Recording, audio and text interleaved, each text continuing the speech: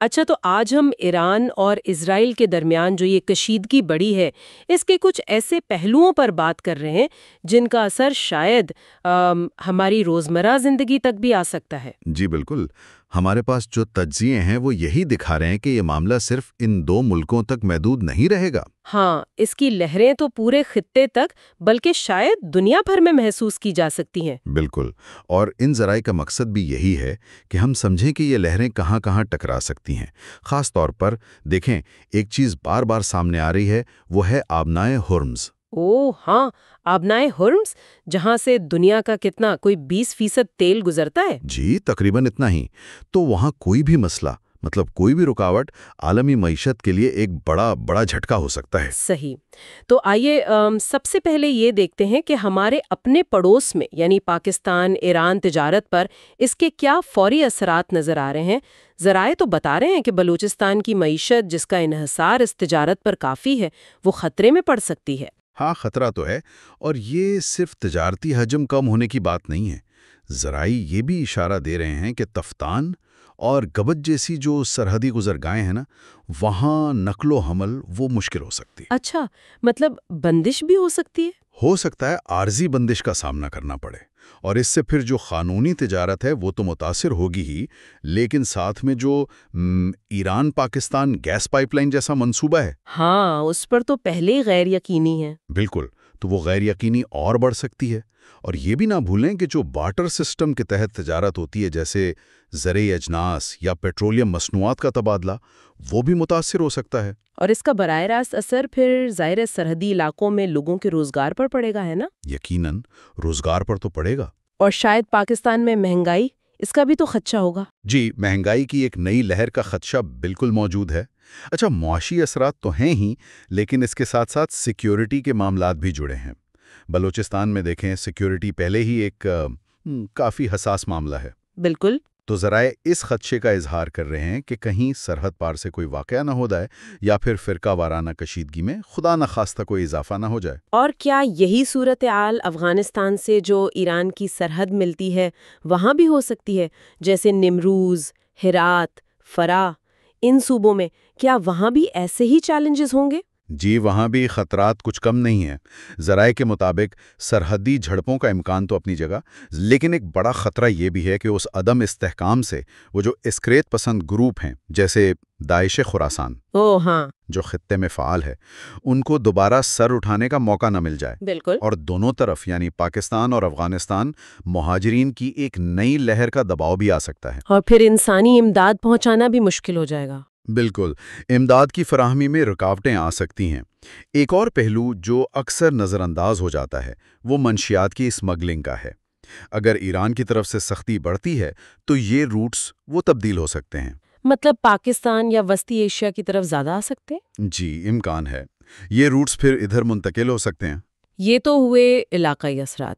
اچھا، اب ذرا عالمی منظرنامے پر آتے ہیں۔ آبنائے ہرمز کا ذکر تو ہم نے شروع میں کیا۔ تیل کی قیمتوں میں اضافہ، یہ تو ایک واضح خطرہ ہے۔ اس کے علاوہ کیا ہے؟ دیکھیں، تیل کی قیمتوں کے ساتھ ساتھ جو عالمی شپنگ کے اخراجات ہیں نا، انشورنس پریمیم وغیرہ، ان کے بڑھنے کا بھی قوی امکان ہے۔ اگر خلیج فارس کا راستہ غیر محفوظ ہوتا ہے تو صرف تیل نہیں، ہر چیز کی ترسیل مہنگی ہو جائے گی۔ بالکل، ہر طرح کی تجارت متاثر ہوگی۔ ایک اور دلچسپ نقطہ جو ذرائع اٹھا رہے ہیں وہ چین کے بیلٹ اینڈ روڈ منصوبے سے متعلق ہے۔ اس کے وہ حصے جو ایران یا پھر گوادر کے ذریعے علاقائی روابط بناتے ہیں، ان میں رکاوٹ آ سکتی ہے۔ اچھا۔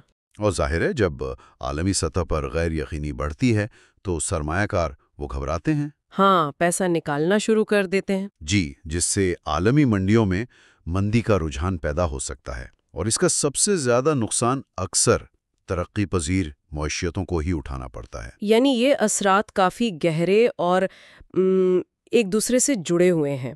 اب آتے ہیں اسٹریٹجک پہلو پر۔ کیا یہ کشیدگی خطے میں طاقت کے توازن کو بھی بدل سکتی ہے؟ کچھ ذرائع تو کہہ رہے ہیں کہ چین اور روس وہ ایران کے مزید قریب جا سکتے ہیں۔ یہ بالکل ممکن ہے۔ دیکھیں، علاقائی سطح پر نئی صف بندیاں ہو سکتی ہیں۔ جہاں تک پاکستان کا تعلق ہے تو ذرائع کا تقریباً متفقہ مشورہ یہی ہے کہ بہت محتاط رویہ رکھا جائے۔ مطلب کسی ایک کی طرف واضح جھکاؤ نہ دکھایا جائے؟ جی، یعنی کھلے عام کسی ایک فریقی حمایت سے گریز کیا جائے، لیکن ایران اور اپنے جو خلیجی اتحادی ہیں دونوں کے ساتھ سفارتی رابطے وہ بحال رکھے جائیں۔ اور عملی پالیسی کے حوالے سے کیا تجویز ہیں؟ کوئی خاص نکات؟ ہاں، چند کلیدی نکات یہ ہیں۔ ایک تو سرحدوں کی نگرانی کو مزید مؤثر بنایا جائے۔ دوسرا، توانائی کے متبادل ذرائع جیسے قطر یا وسطی ایشیائی ریاستیں، ان سے درآمد کے امکانات کو تیزی سے آگے بڑھایا جائے۔ یہ تو بہت اہم ہے۔ بالکل۔ پھر مہاجرین کی ممکنہ آمد سے نمٹنے کے لیے پیشگی منصوبہ بندی کی جائے اور ملک کے اندر کسی بھی قسم کی فرقہ وارانہ کشیدگی کو روکنے کے لیے پوری طرح فعال رہا جائے۔ ذرائع مختلف ممکنہ منظرناموں کا بھی ذکر کرتے ہیں، جیسے محدود جھڑپیں ہو سکتی ہیں، یا خدا نخواستہ مکمل جنگ تک بات جا سکتی ہے، یا پھر آبنائے ہرمز کی بندش۔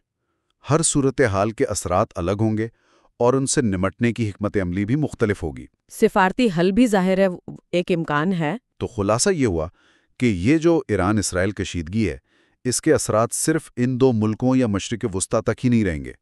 پاکستان کی معیشت، ہماری داخلی سلامتی، علاقائی استحکام اور یہاں تک کہ عالمی منڈیوں پر بھی اس کے گہرے اثرات پڑ سکتے ہیں۔ بالکل، اور یہ صورتحال ہمیں ایک بنیادی سوال پر سوچنے پر مجبور کرتی ہے، وہ یہ کہ اس بڑھتی ہوئی علاقائی اور عالمی غیر یقینی کے ماحول میں کیا خطے کی طاقتیں اپنے اختلافات کو ایک طرف رکھ کر مشترکہ چیلنجز کا، جیسے معاشی عدم استحکام ہے یا بڑھتی ہوئی عسکریت پسندی، ان کا مل کر مقابلہ کرنے کی طرف جائیں گی، یا پھر خطہ مزید تقسیم ہوگا اور پراکسی جنگوں کی دلدل میں دھنستا چلا جائے گا؟